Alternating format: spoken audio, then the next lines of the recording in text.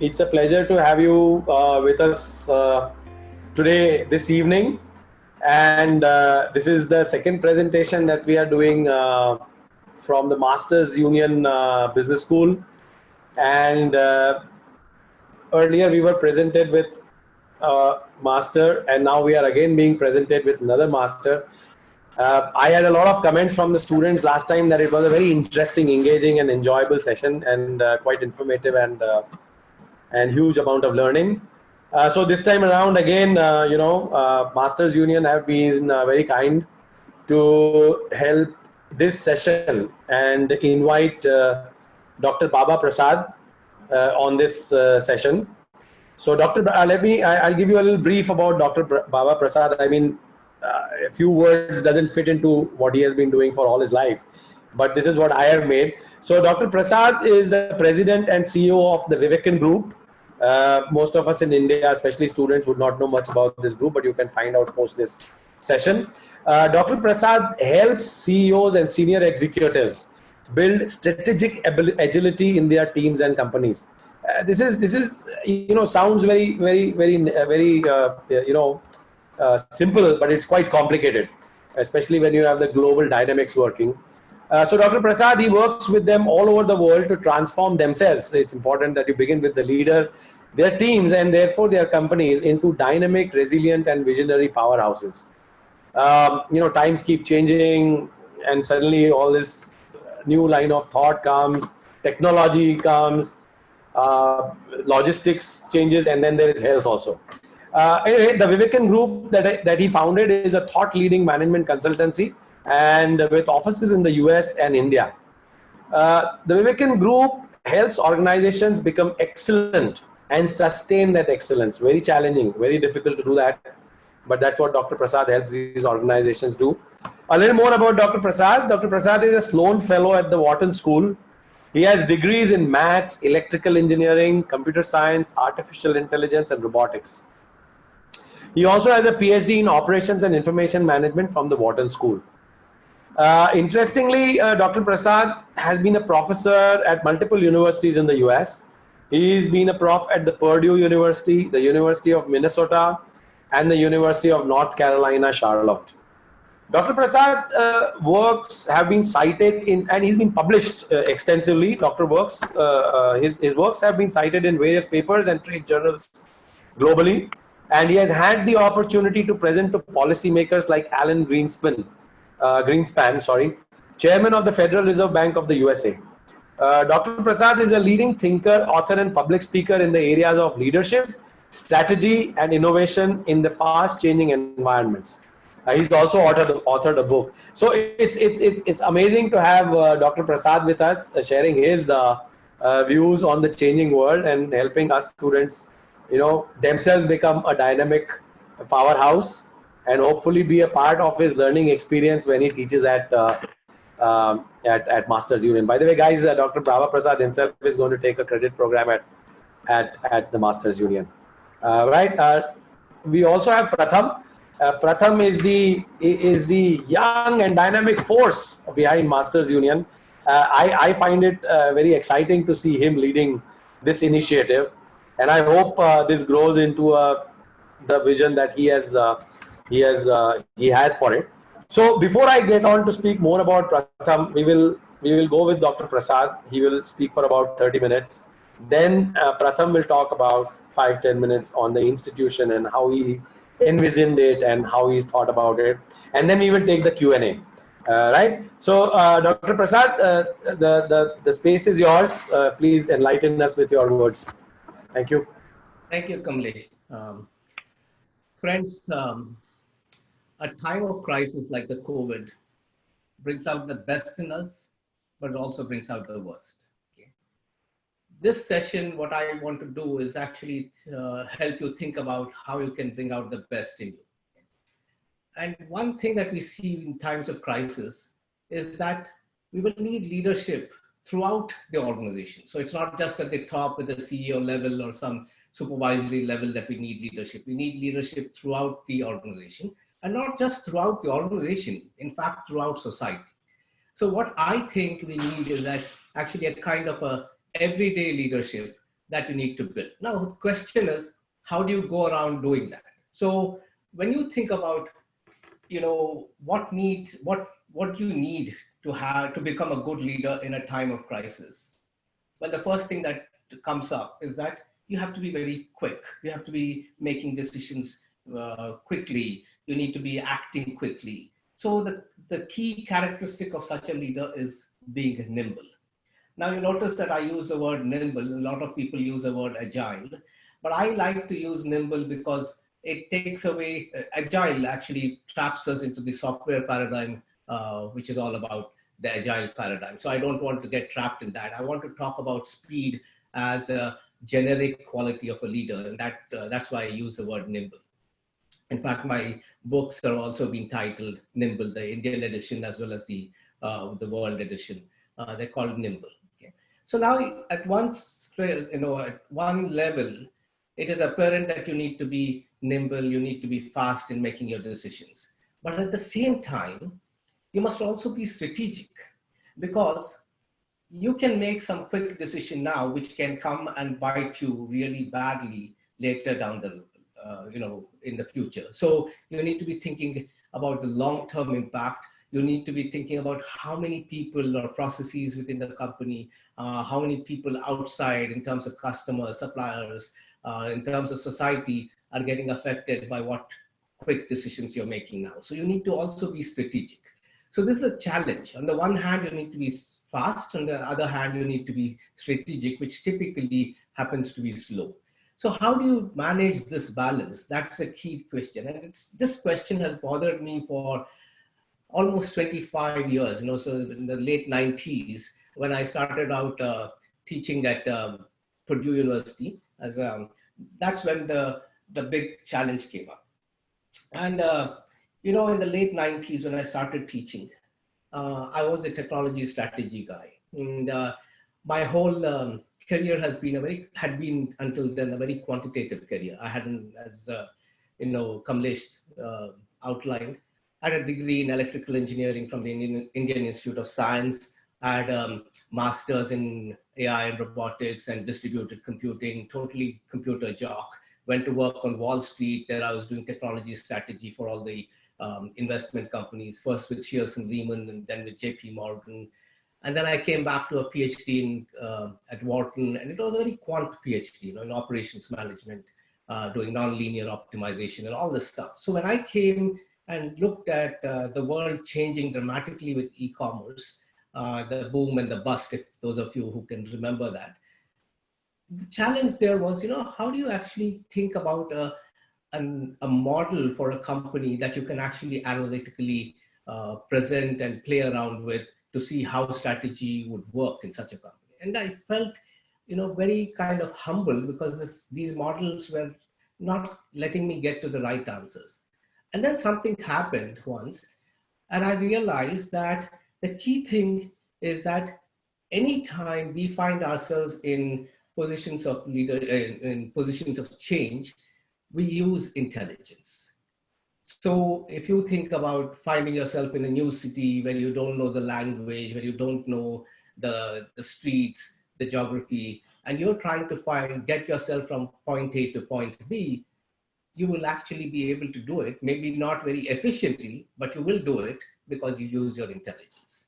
So for me, the question then became, if this is the way we humans handle intelligence, then how can we actually build that intelligence into an organization? Is there something called an organizational intelligence?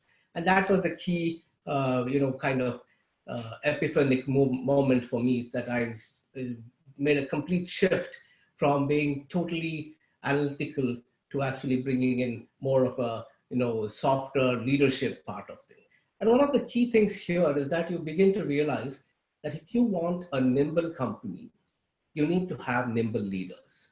So nimble leaders and nimble companies go hand in hand. It's like the great Irish poet W.B. Yeats once said in a poem, and I'm paraphrasing here, how can you tell the dancer from the dance? You're watching a dance performance. Now, are you watching the dancer or are you watching the dance? It's very difficult to distinguish the two. The same thing happens here. if you're watching the company being nimble, is the company being nimble or are the people in the company being nimble? So you see that there is a tremendous integration of leadership, nimble leadership, and nimble strategy. And in fact, in my course on that I'm going to teach at Masters Union, I'm actually going to be talking about how the strategy, the thinking about strategy has actually evolved from being those plan of actions to actually building capabilities to be nimble. And in fact, we'll do a lot of hands-on exercises about how to build nimbleness into strategic thinking. Okay, so after that stuff, when you think about it, so this whole notion of intelligence, you think about it, throughout human history, intelligence has driven the way we adapt, the way we explore, the way we take risks, the way we succeed when we are faced with uncertainty. You think about the first humans that came into the North American continent. Those people, when they came in, it was an ice age time, and the only food that they could hunt was huge woolly mammoths and huge, giant bison, and they had only sticks and stones. And they came up against these predators like the saber-toothed tiger, which had 9-inch long stiletto-like teeth that would just grab you and go for the jugular. So now you fast forward 10,000 years ago, 10,000 years, and you come to conclude that, there are no woolly mammoths today. There are no giant bison. There are no, saber-toothed tigers, but there are people. So what gives? What gives is that we've been able to use our intelligence to adapt, to explore, to take risks, to judge whether we're capable of doing something and succeeding amidst uncertainty. So this is the key thing that drove me to think about organizational intelligence. And when you think about defining, the definition of intelligence over the last 100 years, so when I went back to reading about psychology and especially educational psychology, where IQ tests were used for a long time, the definition of human intelligence has evolved over the last 100 years. Today, psychologists believe that intelligence, which is the hallmark of an adaptive leader, is the ability to adapt to an environment. So you're given an environment, things are changing, how do you adapt to that environment? You have another choice. Things are changing in the outside world. You change the outside world using certain things that you can actually reshape the environment. Or third, you'll say, oh no, this situation in which I am is really, really difficult to manage. Let me shift myself to a different situation. So I choose a new environment. So now all three of these become available if you have intelligence in the organization. So you're actually able to shift between different kinds of strategy.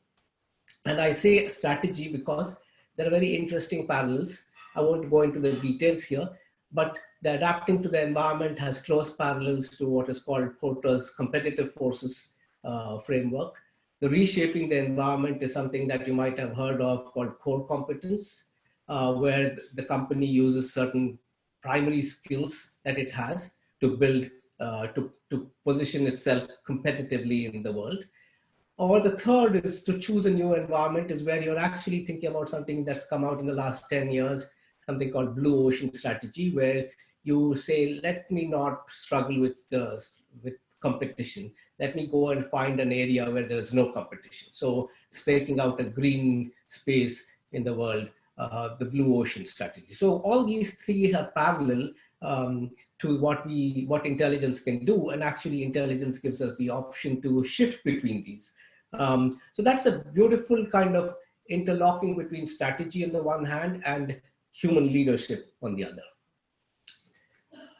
Let me give you a very simple question here. So the intelligence is not so simple as we think about. I'm going to ask you a question, and you don't have to, of course, answer here, but think about it for a second and tell me how you would solve this problem. Okay, about how you would solve this particular problem, not in terms of quantitative, but what process would you use to solve this problem?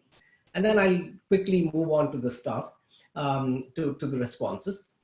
How, for instance, would you find the distance from your home to your favorite movie theater? Okay. So when I ask this in workshops, it seems to be a very simple question.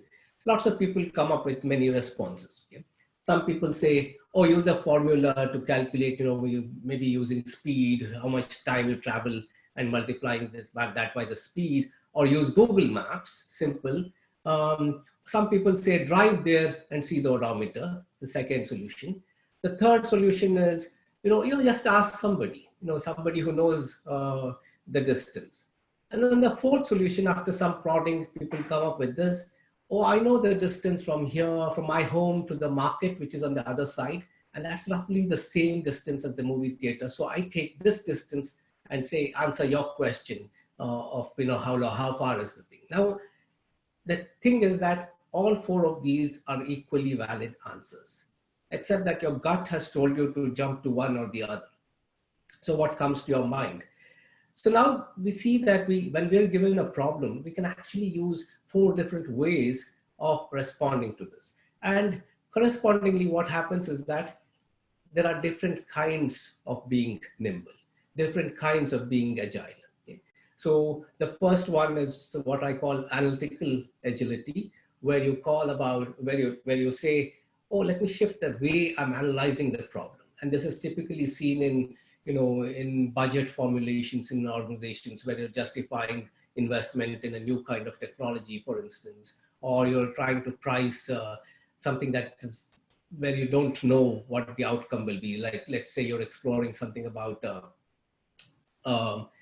oil exploration, where you don't know how much oil there is before you drill. So, or even in kind of army analysis, military analysis, where you're thinking about, how do we actually assess the capability of our army before it goes into war, right? So this is what we call analytical agility. So you must be able to shift between different kinds of analysis.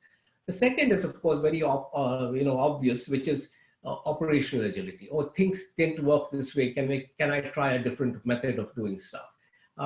This machine has failed. That worker hasn't turned up. So can I find different ways of doing the same stuff? So that's operational agility.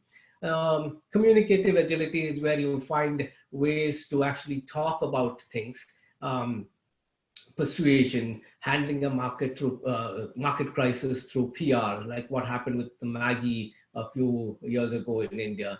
So finding those ways of communicatively addressing a crisis is communicative agility. And then there's inventive. So the inventive is always about looking for new ways to solve problems that have not been solved. And typically this will take the form of taking solutions that work in one domain and bringing that to another domain. So for instance, think about the classic thing that changed the world in the 14th century, 15th century. It's the printing press. So this guy called Gutenberg in Germany was sitting there and watching the organ pipes in his church service go up and down. And because he worked in a mint, which impressed coins, he connected the two and said, can I not have something that moves up and down and which has something attached to it that can make an impression? And lo, the printing press was invented. And the printing press was has been considered the most dramatic innovation in perhaps the history of humankind, because it not only changed the way knowledge moves, but it also was tremendously useful in propagating religion by printing the Bible, right? So it has a mass social impact.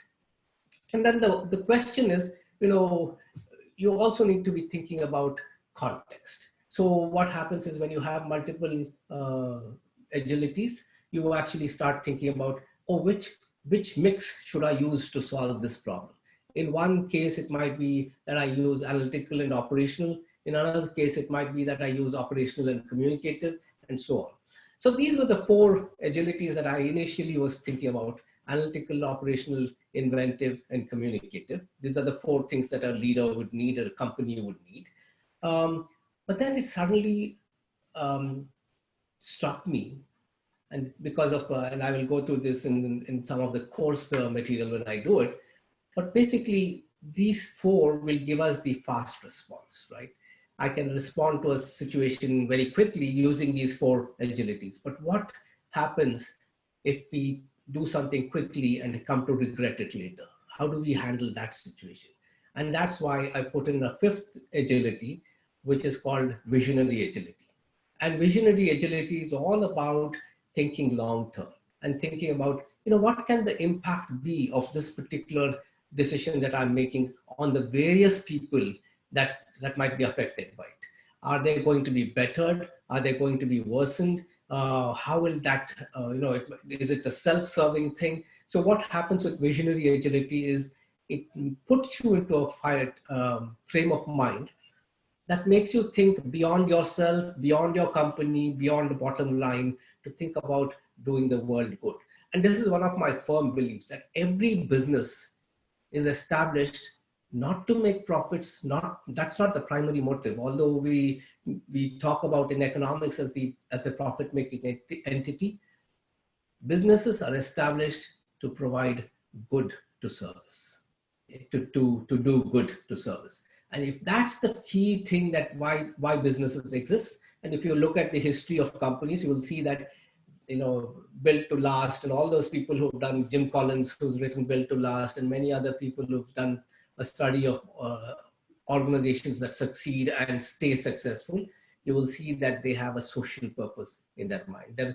They might be doing it for profit, but their service or their product actually helps society. So unless you think about the larger context of how this particular decision that I'm making right now in a time of crisis is going to play out in the long run, what good is it going to do to the world?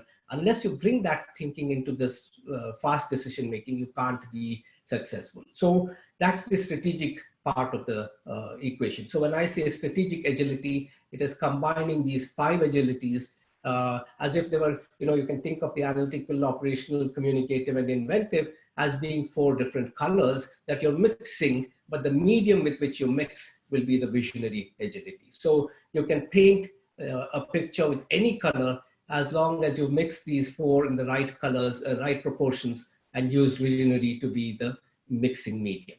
So basically what happens here is that when you start thinking about, the whole concept of agility being handling crisis and being a leader in crisis, you need to mix these 5 agilities.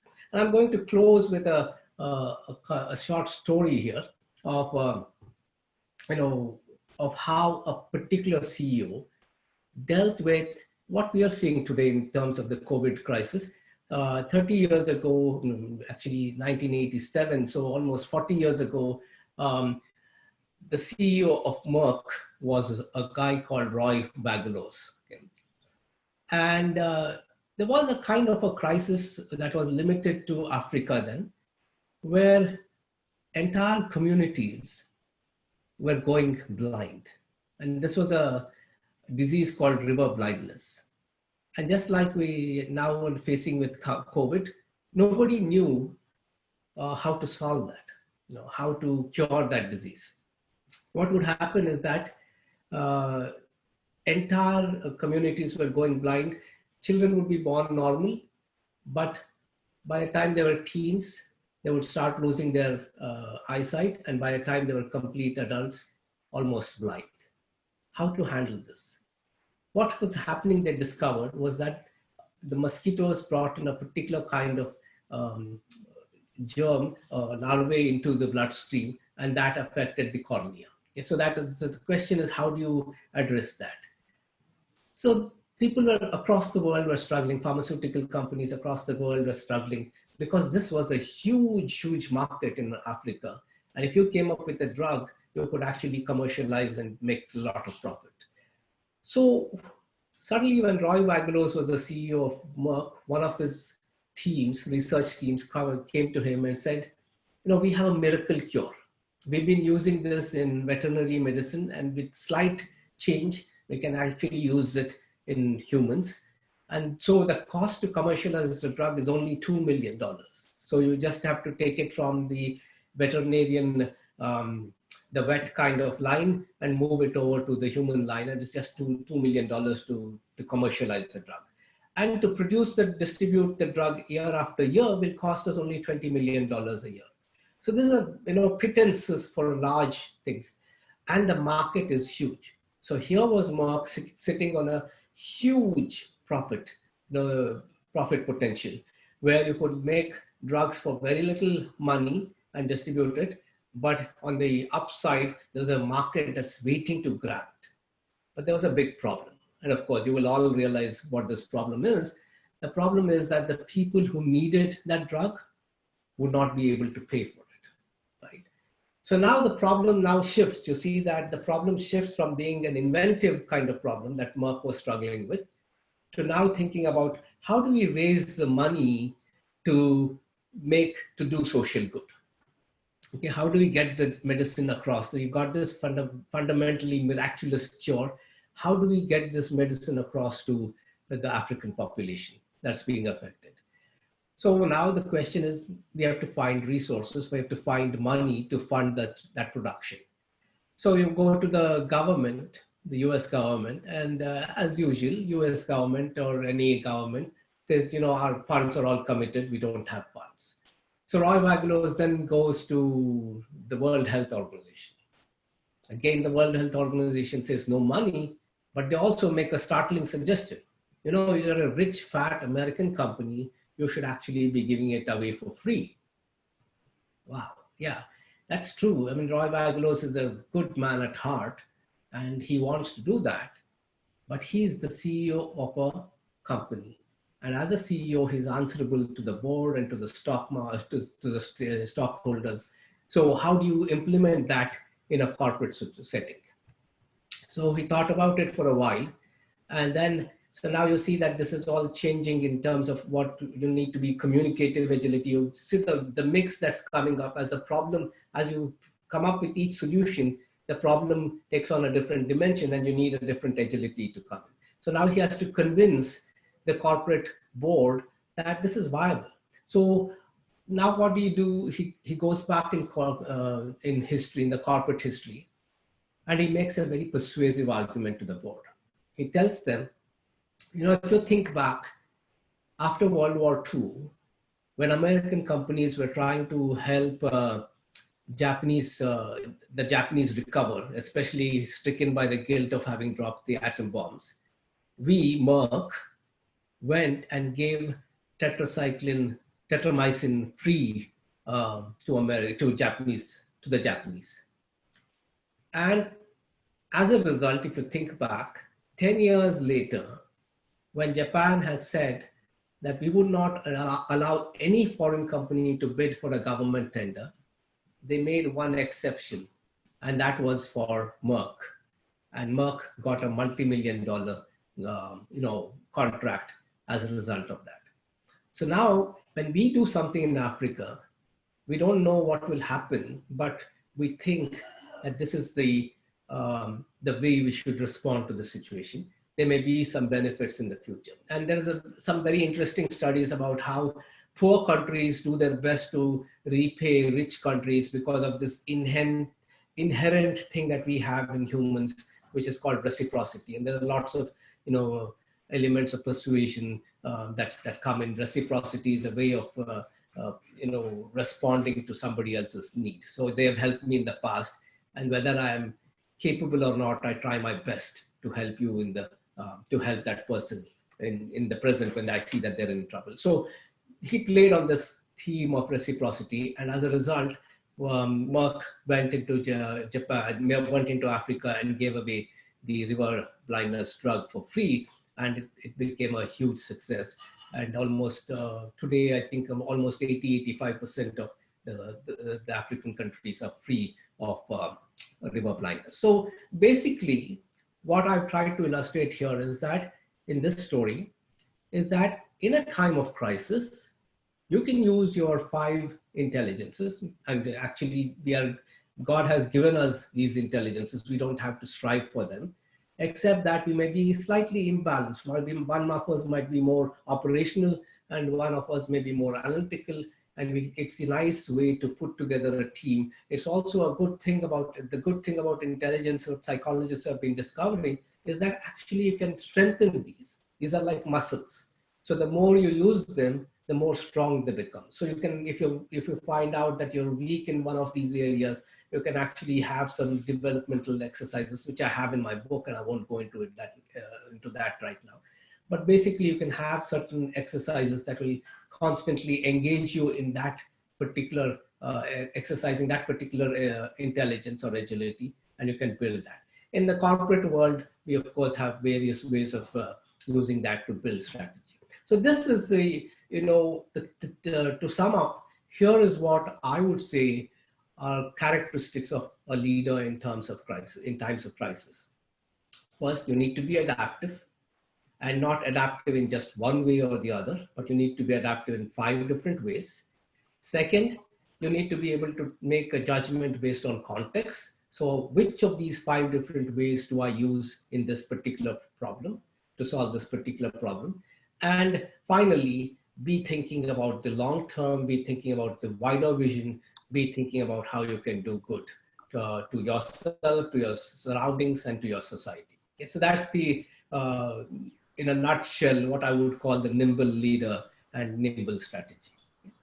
So now, I'm going to be talking a lot more about this in the course that I will teach at Masters Union, the course on strategy, business strategy. So my course will actually be, looking at both the historical way strategy is done, so the traditional way that companies deal with strategy, and but it also brings up questions about how do we rethink this strategy in terms of crisis? How do we rethink our assessment of risk? How do we rethink the very notion of strategy as being a plan of actions to becoming a plan of capabilities? So how exactly will we deal with the evolution of strategy through the ages? So that's the stuff that I will be talking about in the Masters Union. And I'm very excited to be part of that, because it's a very different way of doing business, which is much more practical, much more context sensitive. And rather than just take templates and apply them, this whole program is geared toward making things become much more hands-on and applicable in the real world. So Pratham actually will be able to tell you a little bit more about this, and I'll hand it over to Pratham and then come back for the Q&A.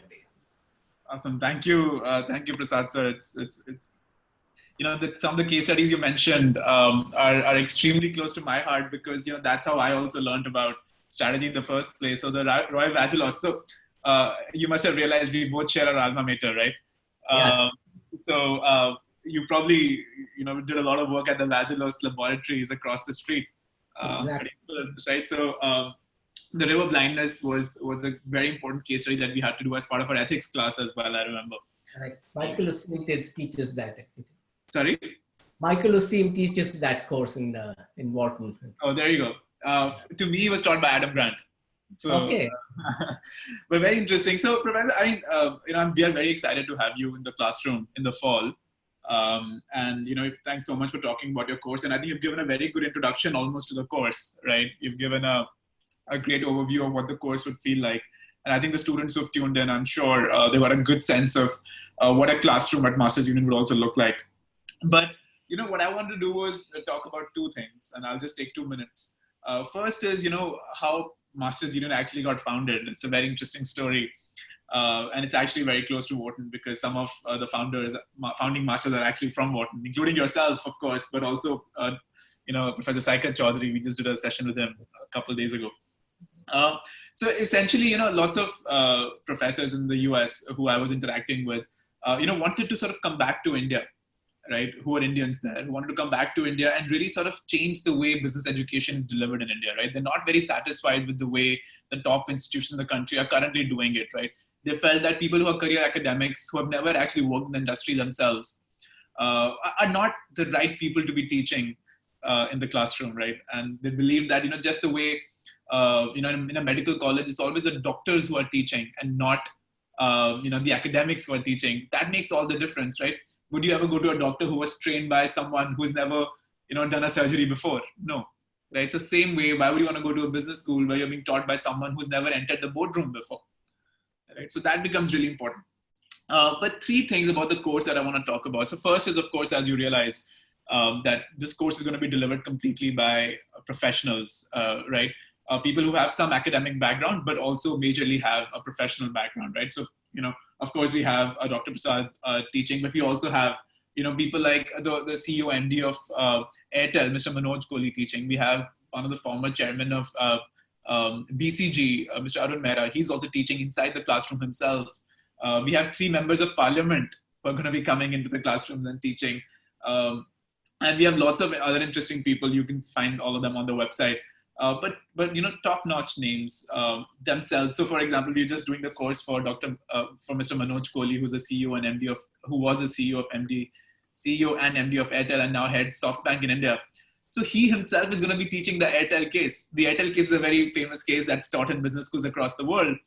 But here, the person who actually was in the middle of that entire affair is going to be teaching himself that case, right? That's the first time probably in the history. So that's what we are really excited about. So first thing, of course, is that the practitioners are teaching. Second is that each course has been designed to feel like an internship, right? So in the last 30 minutes, Dr. Prasad mentioned so many times that, we'll be doing this case and that case, and we'll be doing this activity and that activity. So, most classes are structured like this, where, students can sort of, really do things hands-on. It's not going to be lecturing in the traditional sense at all.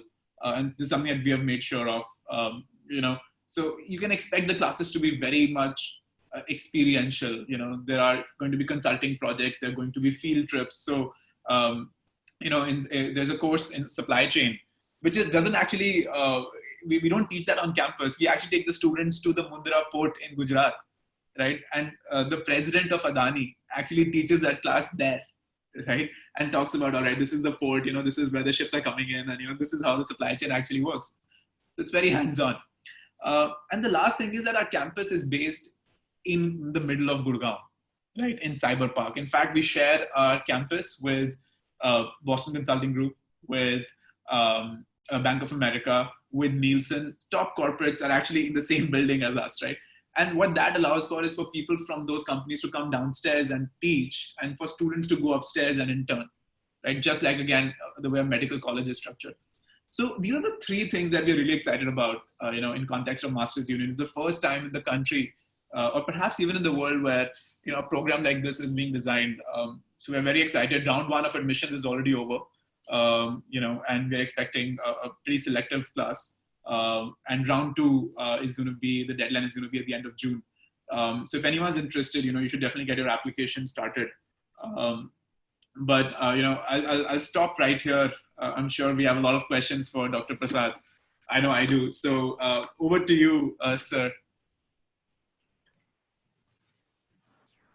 Thank you. So Kamlesh, how do Yeah. So, Dr. Prasad, thank you. Pratham, that was brilliant. So, I think the 3 pillars of Masters Union are very clear: the location, the hands-on experience, and the practitioners teaching.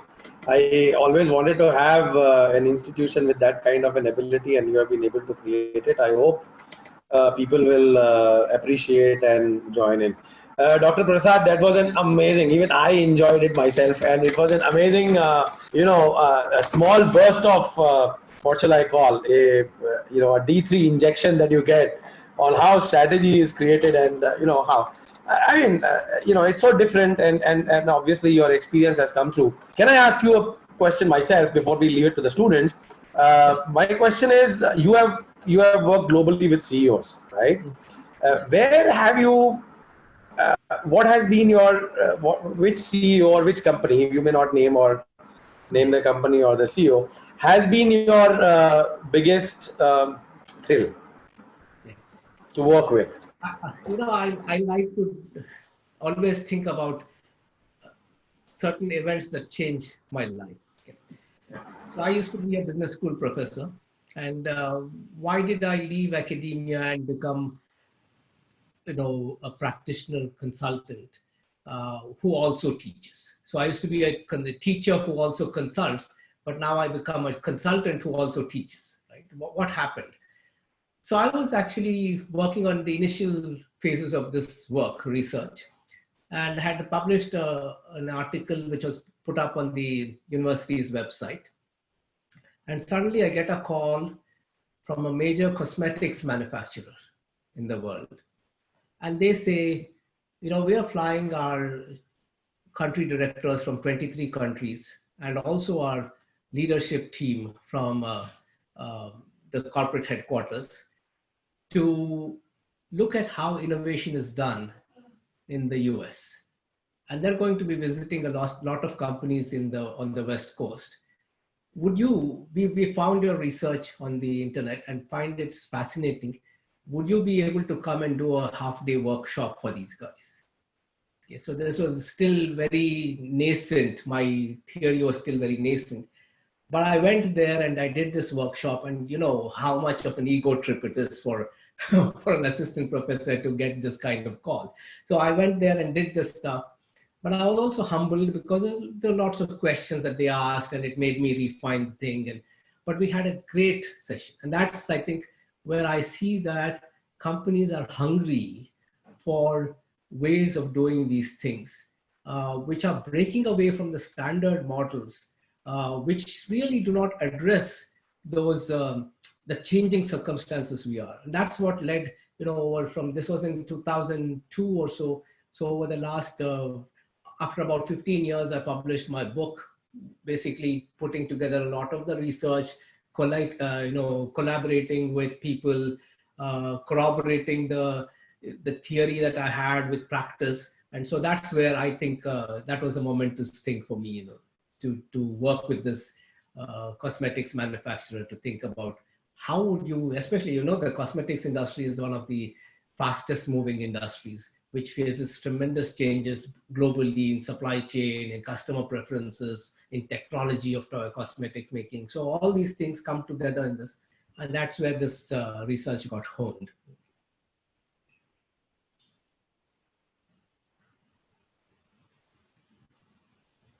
Kamlesh, I can't hear you. I was on mute. I'm very sorry. I was on mute. Right. So, so there will be, as usual, some questions that may seem trivial, but I think we have to answer all those questions. Some of them actually were answered by Pratham, and if they are relevant to Pratham, Pratham can also answer the question. So, Pratham, can you come on on screen? Pratham, are you there? Okay. Yes, sir, I'm here. Yeah. So there are some questions related to admission, and there may be some questions related to the strategy that Dr. Prasad was talking about.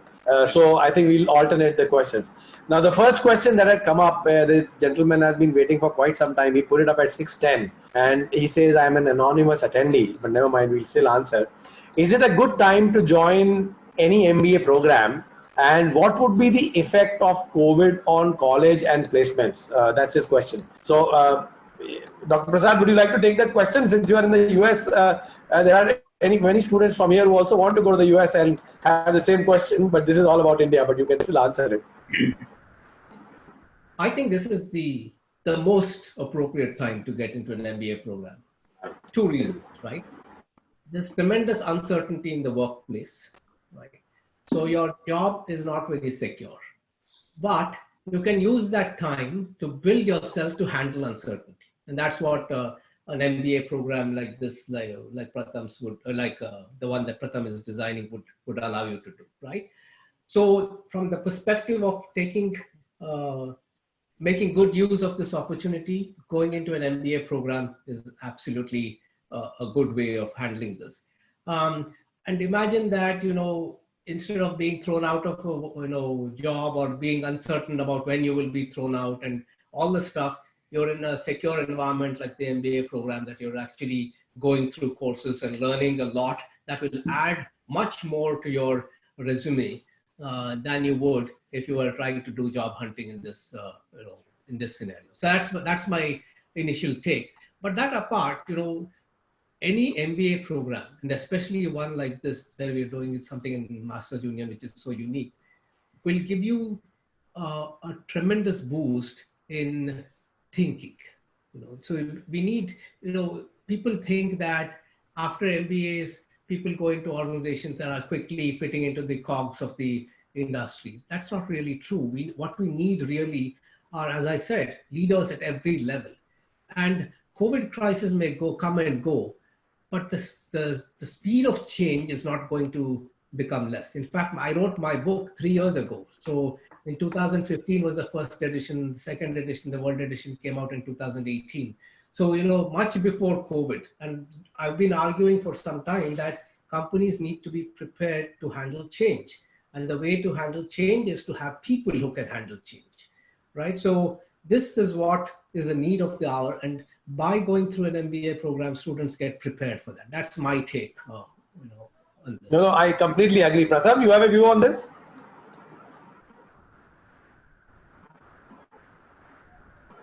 Pratham? Okay, before Pratham answers, I would like to add a little on this. Pratham, would you like to answer this question also?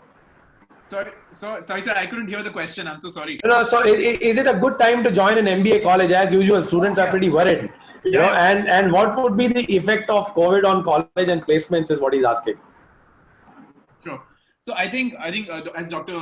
Prasad said, I think I completely agree with him.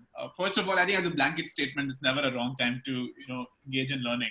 But I can understand where the apprehension comes from because obviously it's very uncertain. So I think like right now, this year at least, people are not seeing any increments. People are not seeing any bonuses. People are not seeing any promotions happening for sure, right? That is, taken. That can be taken for granted. So when you're not seeing any value add coming out of your job right now, at least monetarily speaking, right? Then your opportunity cost of doing an MBA is much lower. Right. So just mathematically speaking, I mean, since most people on the webinar are probably MBA aspirants, you should be able to do an ROI calculation. ROI for an MBA would be much better this year than any other year in the past, right? Maybe leaving the financial crisis 2008. So I think that's what I would say, which is that this year is definitely a good time to start an MBA because by the time you graduate, the market would then be on an upswing, right? I'll be very, very surprised if December of next year or, by February of 2022, we are not back to our 2020 January levels of consumption and demand, right? And if that happens, I'm sure that, you would have, ridden through this entire crisis while being in a safe environment of a college. Right. So I believe there are two reasons why one should pursue education. Education should be pursued for the sake of education, which is very difficult to, kind of appreciate and absorb, right? So irrespective of whether there is COVID, non-COVID, if you had decided to do a management program, you have to do a management program. If you had decided to pursue data science, you have to decide to pursue it. It's point number one. Secondly, for me, I think this COVID presents a huge opportunity because you can look at glass half full or glass half empty, right? To me, it presents a fantastic opportunity to get in there and retool with the newness that you would require and be energized to come back into the market.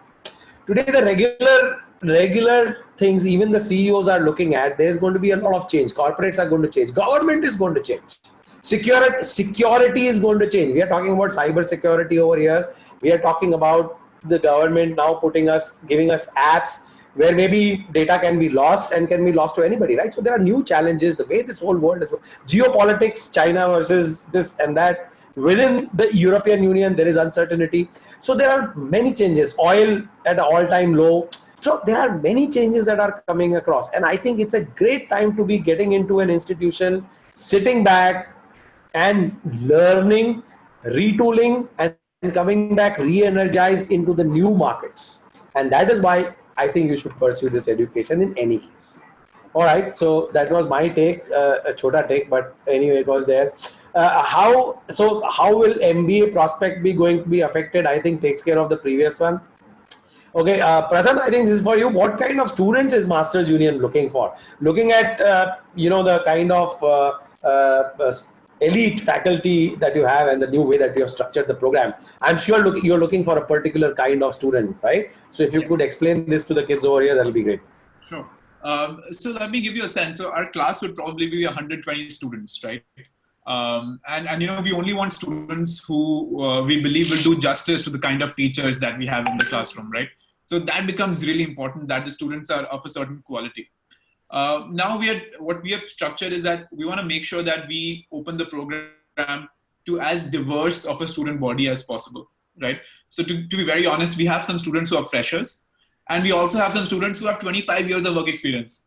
We have students who are from a consulting background, and we also have students who have been in the army for 25 years, right? So it's a very diverse group of people, and that's what we believe is going to be our strength, right? If you put the same kind of, IIT engineers in the class where everyone's, IIT Delhi and everyone's been in McKinsey and now everyone wants to go to BCG, that is not what an MBA is for, right? It's really to meet other people. So the classroom is going to be very diverse. You can consider it to be 25% freshers, 25% slightly older students, and 50% students in the age category of 22 to 27, right? The average age is going to be around 24.5 years old. And the backgrounds are so diverse, but 50% are from traditional backgrounds like either technology or consulting, right? But again, I would say that anyone who thinks that they can contribute to the classroom learning for other peers of theirs, they should definitely think about applying. Right. Can you give me a little quick sense of dates? Are there any last dates, deadlines that the students have to meet? Yeah, so round 1 is already over, and Right. we received a very overwhelming number of applicants. So we are interviewing them right now. So I'm sure we have approached Dr. Prasad also to interview some students. So everyone's interviewing. And then the second round is ending. The deadline is on 30th of June, right? So there is time. There is quite a bit of time. But the application requires an essay, 2 essays. The application requires a recommendation letter. So I would suggest that people start working on their applications right away, right? So that you don't have to leave it to the last. And also the decisions are rolling, right? So when you send in an application, we look at it right away. And we might be able to give you an offer sooner than later. My sense is that because it's a small program, it's only going to be 120 students at the max. Our admissions might actually be completely completed before even the round 2 deadline ends. Sorry. Yeah. Thanks, Pratham, for that answer. Dr. Prasad, Shreya Jain is here. She's asking Shrey, I think he. So he's asking a question. I think he wants to improve his business through your strategy tips. So he says, I have a trading business related to iron and steel products. What should be the strategy to sell the products online if the prices of the product changes daily? It's a fascinating question that most CEOs struggle with. So, in fact, it's the bread and butter of my consulting business. So it takes a long time to answer this question. I will need to know a lot more about the context and, the demands and what kind of products the company is making, etc., to answer this. But briefly, let me tell you this. What I've talked about today is kind of a framework. There's much more about this framework in the book. So you can always find the book Nimble and look at that. Basically, the argument is that you need to be nimble in 5 different ways. You need to be able to think about it in contextual ways, and also think about the long term. That's my key thing, what I've talked about, the 5 different agilities. And depending on your context, this is why I've been stressing that, typically what happens with strategy is that you think you have a cookie cutter and you basically go and cut cookies all over. But that's where I'm actually differing from regular strategy, where I say context becomes far more important, and that what may be good for somebody else may not be good for you. So you have to be careful in how you will put it applicable, how you will make that applicable in your own business. So I would say that the framework is there. Think about it, and how would you apply to your business? So I won't be able to answer a specific way. Oh, yeah, sure. It can't be that long. But Pratham, while I'm asking Dr. Prasad the next question, if you would be kind enough to put on the chat Dr. Prasad's book and where it can be had or purchased from, then maybe some of the students can pick that book up. Right. So while I'm asking the next question of Dr. Prasad, if you can do that on the chat, that'll be very nice. Yeah, Dr. Prasad, the next question is again from an anonymous attendee, but I think this is a regular conundrum that Indian students face. He's an engineering student and he wants to do finance within the MBA. And what he's asking is, since you have also been in strategic management and with a very a STEM kind of a background. I think that's why the question is to you. How do you think he will cope up with somebody as an engineering background within the education of a management institution to move over to finance? Actually, finance is one of the key places where you need a lot of math. Where you need to be thinking about analytical models, economic analysis, a lot of nonlinear optimization, which you do in engineering schools. And so as an engineer, you would have done these. For instance, if you're a mechanical engineer and you're handling finite element analysis, which is part of mechanical engineering. So you would apply those FEA kind of methods in finance too. So, finance and operations are two areas in the business school where an engineering graduate can easily move into. So the fact that this person is considering finance is a good thing, because I've seen a lot of people who've done a PhD in physics and moving into Wall Street and finance, like these things like stochastic optimization, thinking about probabilities, thinking about decision making under uncertainty. All these things, are part of engineering curriculum. So it's an easy move into finance. So that should be heartening for you. Actually, what you're saying is reflects, even in the Indian context, about 70% of the students taking the Indian examinations for the IIMs are anyway engineers, right? And they do well and they do succeed. Anyway, so the next question is from Sarthak Singhal, Dr. Prasad. How important is good judgment to strategy? There are instinctual responses and there are intellectual responses, right? It's a very difficult thing to say, I will do this or the other. One is better than the other. One has to always think about the context. One has to make, the way I would say one has to make a decision in strategy is to think about being good. Okay? Not just for yourself, but for the long term, for the wider society. So as long as you have goodness in your heart when you're making a decision, even if you're making decisions with limited sight, it will turn out to be a good strategy. That's what I would say. Okay, that is brilliant. So now we have time only for last two questions. I like this question personally, because it's not, So it says, Dr. Prasad, this says, this is Nitin Bhagwatula. Why are graduates from Ivy League B schools more valued than Indian MBA graduates? What is lacking in the Indian business education industry? What is lacking in Indian business education? Well, that is why Masters Union is coming into play, but fair enough. Some years ago, I wrote an article for the Hindu. So if you Google that, you'll find what is not taught in Indian B schools. I think that was the title. It raised a lot of controversy then at that time. But basically, my argument was that what happens in a US business school, forget Ivy League, but any US business school, is that you get to do a lot more, you bring in a lot more context. And there is not so much as, Indian systems use what I call didactic means. So teacher tells you what is going to happen and the student applies it. But basically what is needed in a management situation is that there should be a conversation between the teacher and the student. So case analysis, for instance, Indian B schools may not handle case analysis the way the US business schools do.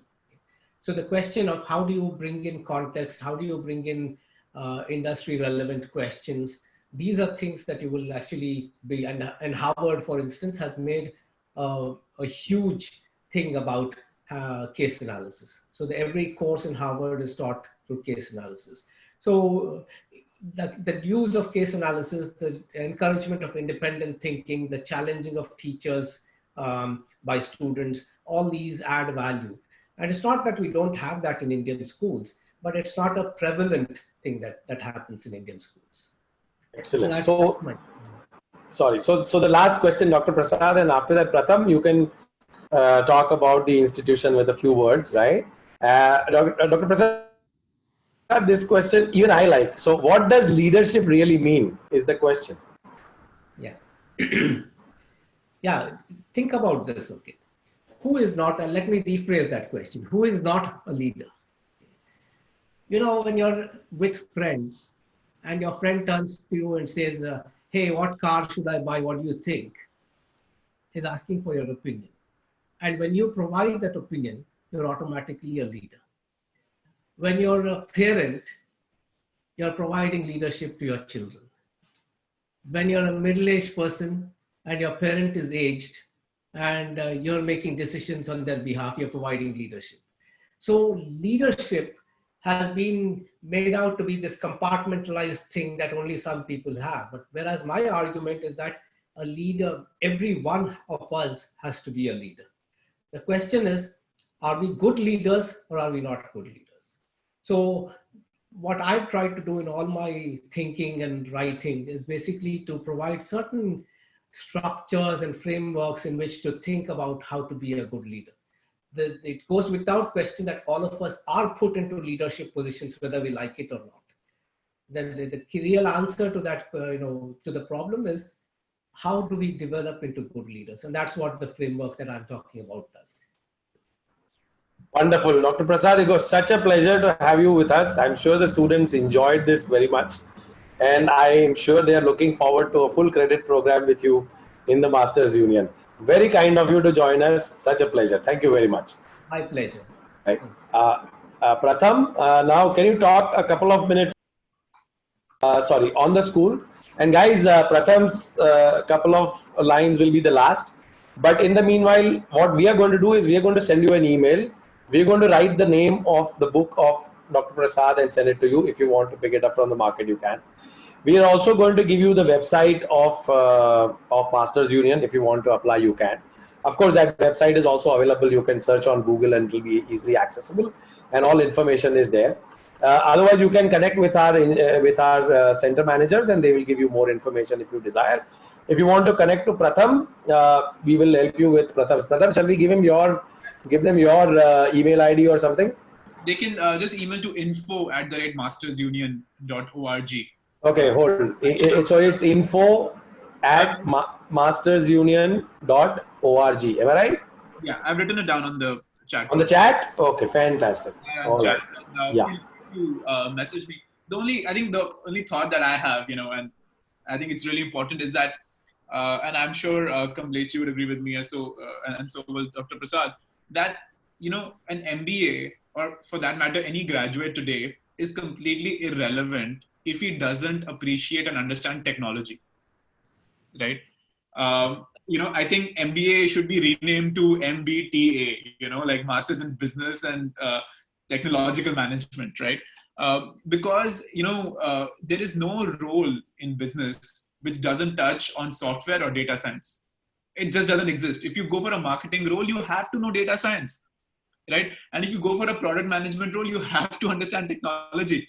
And if you go for a finance course, you have to understand fintech, right?